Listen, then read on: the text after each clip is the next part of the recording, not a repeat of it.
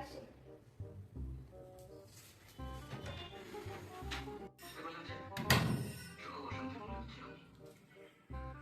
বাচ্চাটাকে একটা টাকা দিয়ে আসলে ভালোই হতো মনে হয়।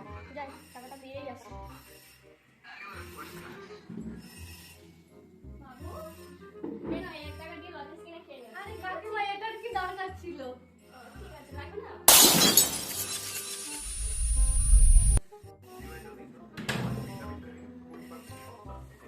ভালোই হলো, আর টাকাটা বেঁচে গেল। যাই। এটা কি হলো? আমি একবার কাকিমাকে বললাম যে টাকা নেবো না, কাকিমা না দিয়ে চলে গেল। যাই একবার কাকিমার কাছে